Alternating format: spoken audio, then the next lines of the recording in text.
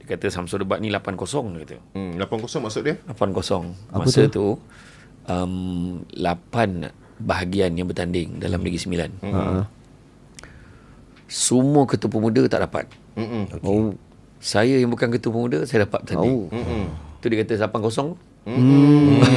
Oh, Ustaz masa tu dalam bahagian adalah ketua pemuda. Tak, saya tak ada jawatan pun. Saya hanya ada jawatan masa tu ketua penerangan jawatan lantikan. Oh. Dahsyat tu Ustaz. Jadi Biasanya itu ketua dia bahagian kata apa semua kan. ayat yang kiranya ayat tersiratnya kata macam saya ni sailang yang lain lah. Okey. Yelah kalau Sedangkan ikut bukan hierarki saya kan. ni, kan banyak lah. Jadi saya macam itulah cerita dia. Nama boleh tercalon. Biasanya paling tidak ketua pemuda lah.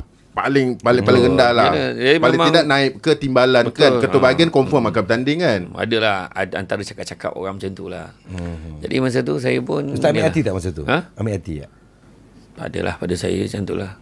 Masa tu gerak pun yalah buatlah apa yang kita boleh. Masa tu walaupun apa kata orang kata simple je. Tuhan kalau kata rezeki lah kan. Tapi masa tu rezekinya tak menang. Bila tak menang, saya pun cakap satu je lah. Saya langsung umumkan lepaskan jawatan. Betul. Jadi daripada persediaan zahir batin Ustaz time tu macam mana Ustaz? Adakah Ustaz memang betul-betul dah bersedia?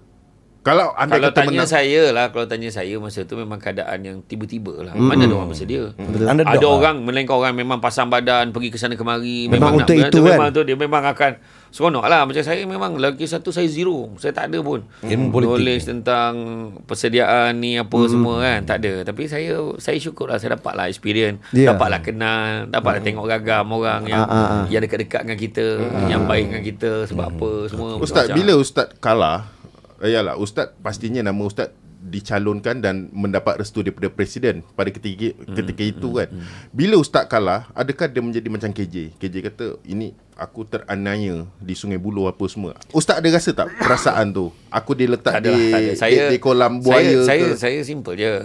Cuma saya kena bila kita kena buat, kalau kata dalam istilah apa ni, kita buat orang kata apa?